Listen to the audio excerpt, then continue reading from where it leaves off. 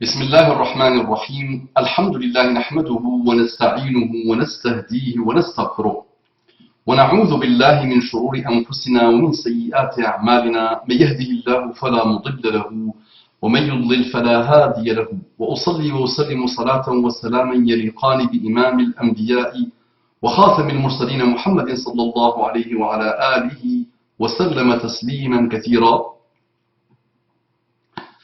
إن الله وملائكته يصلون على النبي يا أيها الذين آمنوا صلوا عليه وسلموا تسليما صلوا على محمد صلى الله عليه وسلم رب اشرح لي صدري ويسر لي أمري واحلل عقدة من لساني يفقه قولي إخواني أخواتي السلام عليكم ورحمة الله وبركاته.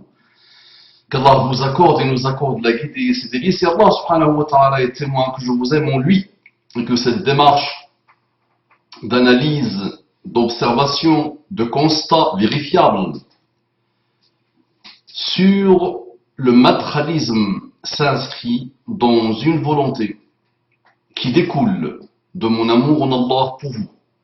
Ceux qui ne connaissent pas le matérialisme, le système de pensée, moi les gens ne m'intéressent pas, les personnes ne m'intéressent pas, il y a un système de pensée qui déstabilise la Ummah islamique, les pays musulmans et non musulmans. Là où il y a des musulmans, là où il y a des du'at, là où il y a des savants, là où il y a des prédicateurs, ce système de pensée ne fait que ravager. C'est une sorte de tumeur qui gangrène la Ummah. On doit le montrer, on doit le... D'accord ?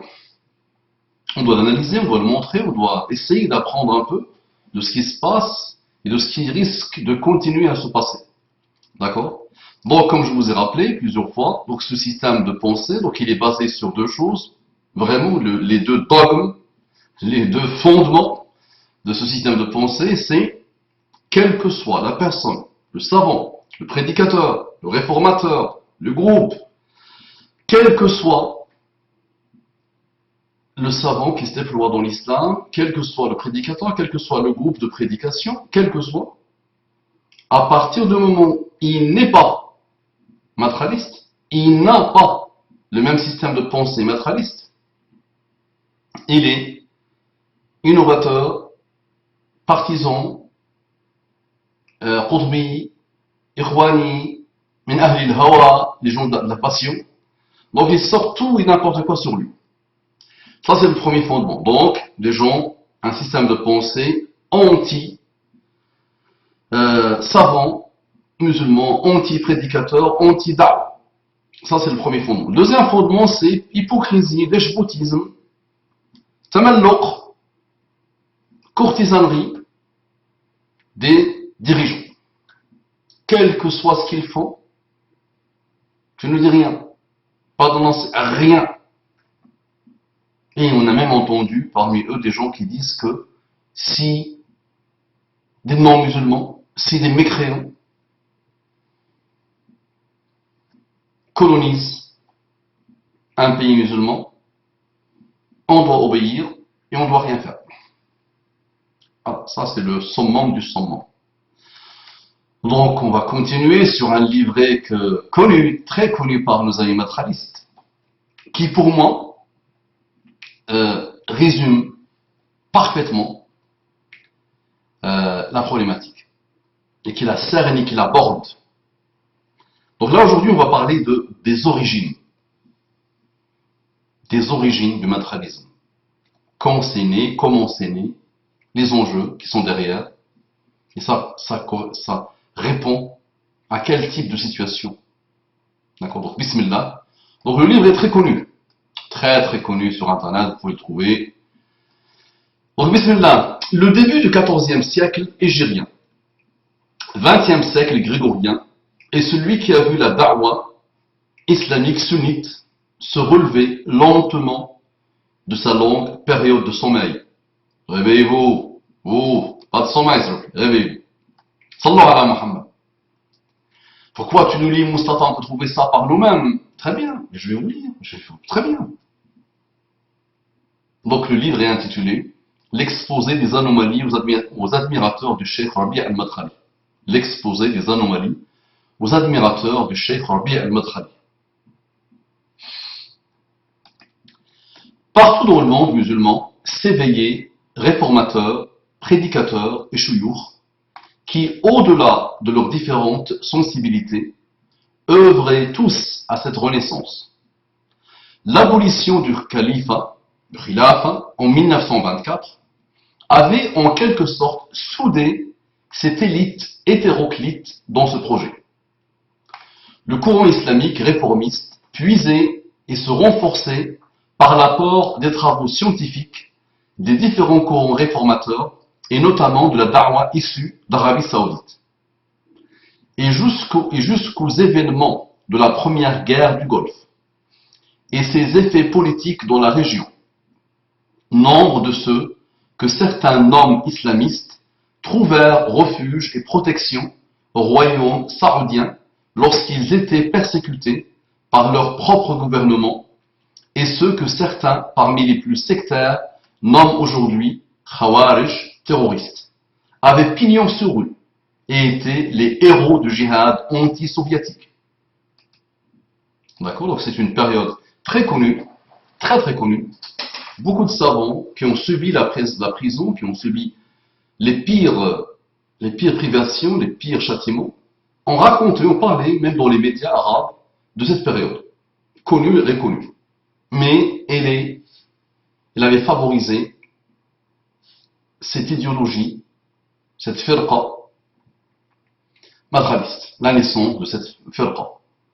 Même si la naissance de la firqa précède juste un peu, la première guerre du Golfe, les années début 90. Elle précède de quelques années, plus ou moins. Autant dire que dans ce contexte, le pacte non officiel entre la monarchie saoudienne et les réformistes islamiques était encore respecté. 2 points. La liberté de parole, l'action, la liberté de parole, d'action et protection contre soutien tacite du régime face à la propagande et aux attaques des forces jahilites arabes, ba'athistes, laïques, nationalistes, libéraux ou marxistes. Certes, dans le royaume, les contestations existaient.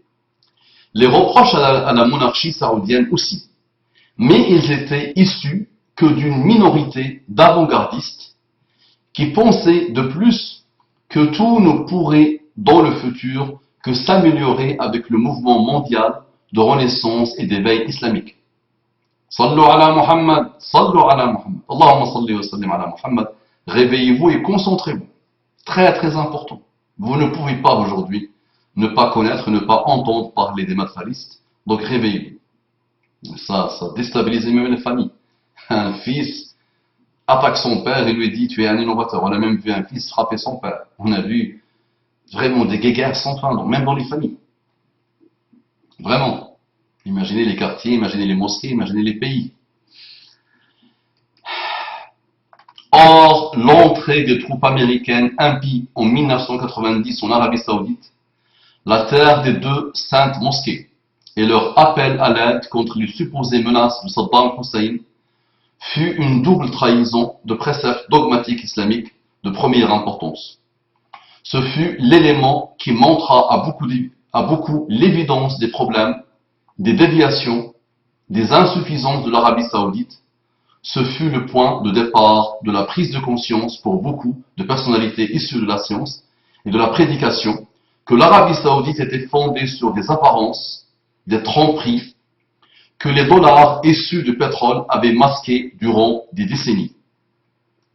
Ces derniers commencèrent toute une série d'analyses très pertinentes de réalités politiques, économiques, sociales et historiques, décryptant profondément la structure de l'Arabie Saoudite. Donc ne pas me dire « Ah, mais ce sont des djihadistes qui l'ont fait, ce sont des takfiristes qui l'ont fait ». Ce livret, je l'avais lu il y a quelques années. Et ne me dites pas ça, s'il vous plaît.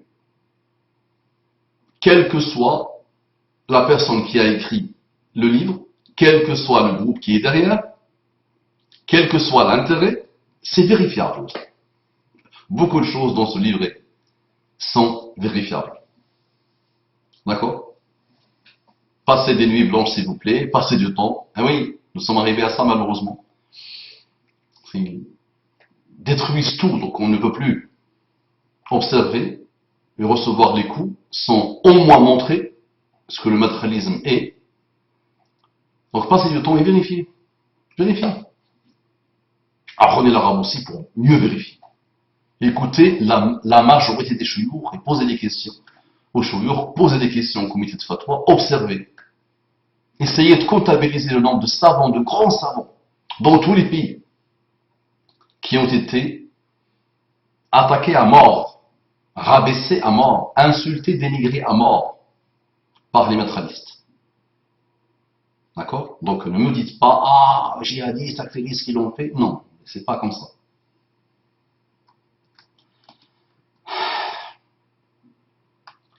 Donc ces derniers commencèrent toute une série d'analyses très pertinentes des réalités politiques, économiques, sociales et historiques décryptant profondément la structure de l'Arabie Saoudite. Ces analyses débouchèrent évidemment sur des demandes de réformes islamiques de plus en plus fortes qui mirent en danger le pouvoir absolu des Saouds en Arabie.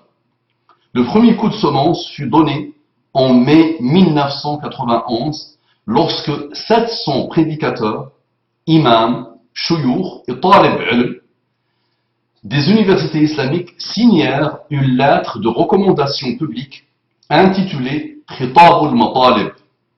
Khitab al-Matalib. L'établissement religieux ne put qu'apporter son soutien, même tacite. Elle fut transmise au roi Fahd al-Saoud pour lui demander de réformer la structure du pouvoir en Arabie Saoudite et de créer un Majlis al-Shura afin que les décisions politiques prises soient discutées.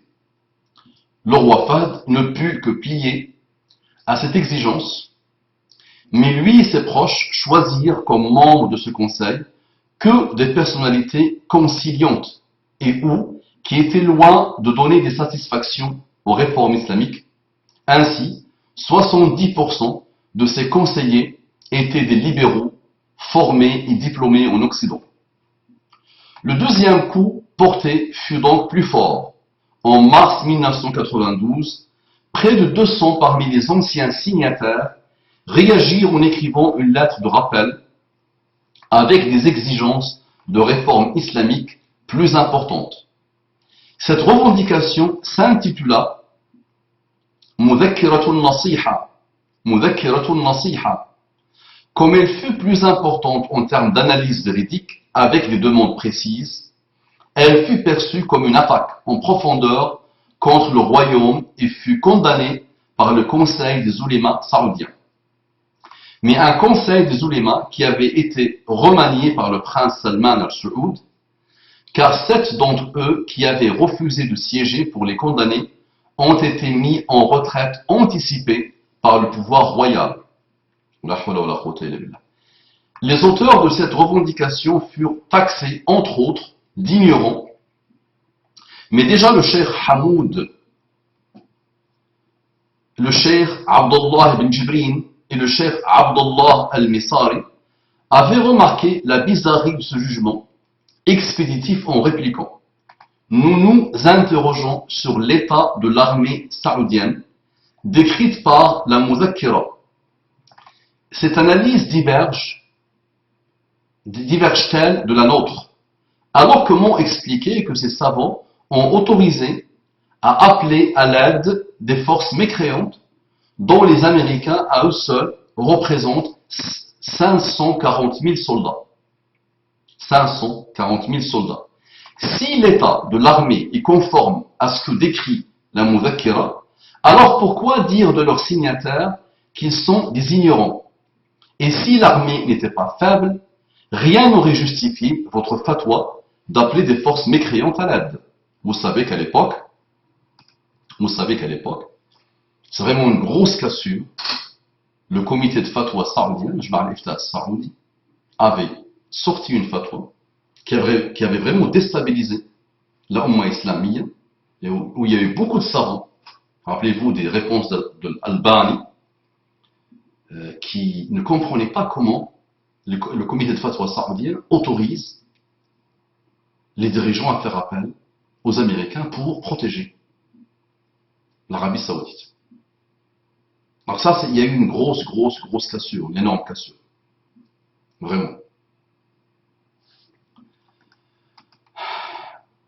Donc là, c'est des savants, parmi eux, Cheikh Abdullah bin Jabrin, avait posé cette analyse. Dès lors, l'État, donc c'est la fin de la remarque de la synthèse de trois savants, dès lors, l'État saoudien avait besoin de s'assurer le soutien inconditionnel des autorités religieuses. Et pour contrer spécialement le courant de la Sahwa, la Renaissance, il lui fallait des prédicateurs capables de désamorcer cette crise. Déjà, un certain Mohammed Aman faisait parler de lui. Voilà, Mohammed Aman, Al-Jami, donc l'origine c'est le Jamiyya, donc ce grand théoricien de Jamiyya, la Madkhaliya, était Mohammed Aman, faisait parler de lui en développant une approche particulière, s'interdisant de toucher à des sujets spécifiques et appelant à une soumission absolue au pouvoir en place. Ces derniers eurent pour mission tacite de prendre pour cible ceux qui osaient demander des comptes au gouvernement saoudien, afin de casser leurs revendications, en usant de divers stratagèmes afin de détourner de la jeunesse saoudienne et les forces vives de la société saoudienne. C'est ainsi que la réputation de certains nouveaux chouyours gagna en vigueur par l'enregistrement de nombres d'audios et diffusés en quantité de cassettes de fatwas innovés qui cachent derrière une apparence louable, entre parenthèses, la poursuite des innovateurs et de leur innovation. La traque sans relâche de tous ceux qui osent poser des questions dérangeantes pour le pouvoir ou qui ont tendance à vouloir analyser les réalités politiques du pays. Analyse qui risque, là encore, de dévoiler les vérités. Réveillez-vous. Mais il y a un Mustafa. Nous, on peut lire. Mais vous ne lisez pas beaucoup.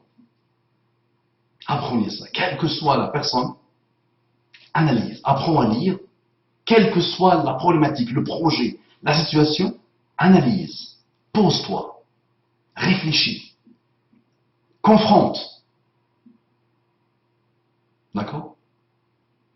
Maintenant, l'effort de lire, c'est un énorme effort. Tu me mets dans ton véhicule, s'il te plaît.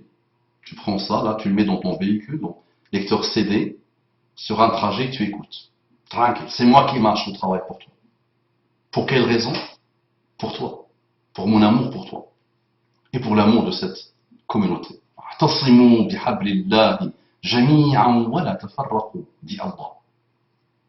اعتصموا بحبل الله جميعا et cramponnez-vous à la corde d'Allah. ولا تفرقوا, et ne vous divisez pas. D'accord? Tous ceux qui veulent diviser, qui passent leur temps à diviser, qui ne font que ça, qui se réveillent, qui dorment sur la division, on doit enfin commencer à dire au moins, voilà le constat. Voilà qui ils sont. Voilà leur début. Voilà leur objectif. Voilà leur raison d'être. Qui ils arrangent. Qui tirent les ficelles. D'accord? Parce qu'en faisant ça, en mettant en garde contre tous les savants de la Oumma, les prédicateurs des groupes, qu'est-ce qui se passe? Est-ce qu'ils ont une solution de rechange? Non. Ils font rien. Walou, rien. Attaquer, insulter, dénigrer, innovateur, tout que ça. Finalement, à qui profite le crime quand la jeunesse ne suit plus personne, ne lit plus personne, n'écoute plus personne? Et personne, c'est pas n'importe qui, c'est les réformateurs, c'est les savants, c'est les héritiers des prophètes. Parce que le matérialisme, c'est innovateur, hizbi, qutbi, c'est bon, banni. Tu n'as pas le droit. Et moi-même, j'ai été attaqué par eux à merveille. À chaque fois, mais s'il te plaît, je voudrais juste échanger avec toi. Copier-coller, c'est bon, arrête. Oralement, on s'explique, tu me poses des questions, tu vérifies avec moi mes innovations, mes perversités, mes déviations. Ah non. Le hawa, les gens de la passion, on nous a mis en garde contre vous, on ne peut pas vous parler. C'est bon, là, tu deviens Pire que les pires que les pires. Mais même le pire des pires des pires, le musulman peut s'asseoir, peut argumenter, peut échanger. Jadalhum billatihiyya, ahsan.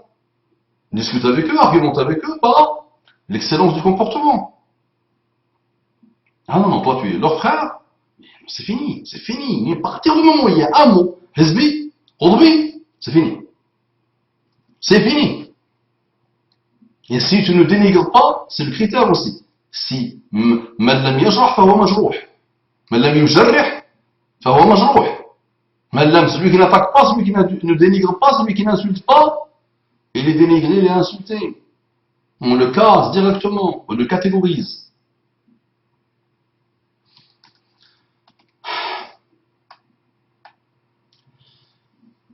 Donc la traction relâche tous ceux qui osent poser des questions dérangeantes pour le pouvoir ou qui ont tendance à vouloir analyser les réalités politiques du pays. Analyse qui risque, là encore, de dévoiler les vérités. Ils furent bientôt de plus en plus nombreux, désirant emprunter cette voie de facilité où la critique est très aisée, une voie qui flatte l'ego et l'autosuffisance, une voie qui permet de se poser en censeur et en inquisiteur, une voie qui permettait de se faire rapidement un nom et se bâtir une réputation sur les décombres de l'authentique da'wa islamique orthodoxe. Voilà.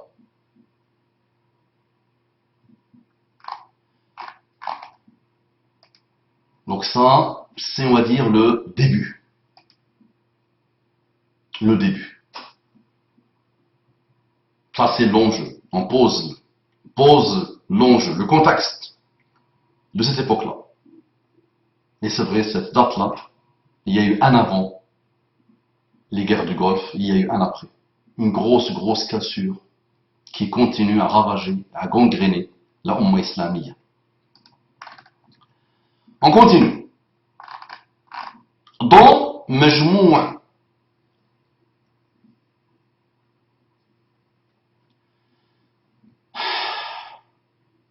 on va continuer, Inch'Allah, après une vingtaine de minutes, un peu plus. Mâcher tout ça. Donc ça, c'est le contexte. Et Inch'Allah, on continue après. On rappelle et on continue à rappeler que le but, c'est quoi? Le madhhabisme attaque tous les savants. Plus les savants attaquent, plus ils sont attaqués, plus ils gagnent des hasanat. Et le haqq, il est clair. Et alhamdulillah, à partir du moment où tu as un minimum de connaissances de science, et d'honnêteté intellectuelle, et de non-orgueil, tu trouves le haqq. Donc celui qui s'est attaqué, Allah a été attaqué, ses prophètes ont été attaqués, Muhammad sallallahu alayhi wa sallam était attaqué, et jusqu'à aujourd'hui il est attaqué, les sahaba ont été attaqués, et jusqu'à aujourd'hui ils sont attaqués, c'est pas le problème. Donc celui qui est attaqué, il obtient des hasanat. Celui qui attaque, il est orgueilleux, il n'y a rien à faire. Quoi que tu lui dises, rien à faire. Donc qu'est-ce qui m'intéresse dans ma démarche? Celui qui est attaqué, c'est des gens qui se déploient, alhamdulillah. Ceux qui attaquent, orgueilleux comme eux, tu meurs. Mais de temps en temps, c'est très rare, il y a des gens qui se remettent en cause, et j'espère que tu seras parmi ceux qui se remettront en cause, pour ton propre intérêt. Moi, ce qui m'intéresse, c'est celui qui ne connaît pas encore le matérialisme, et qui risque de tomber dans ces labyrinthes. D'accord? Wallahi, c'est par amour d'Allah subhanahu wa ta'ala pour toi. Moi, attaque comme tu veux. Mais attaque comme tu veux, je suis immunisé personnellement. Mais il dépasse l'entendement dans l'attaque. Sors-moi des copies collées partout. Ne crois pas que je suis né de la dernière minute. C'est toi. C'est pour ton propre intérêt. Sache-le. Wallahi. Assalamu alaikum wa rahmatullahi wa barakatuh. Assalam.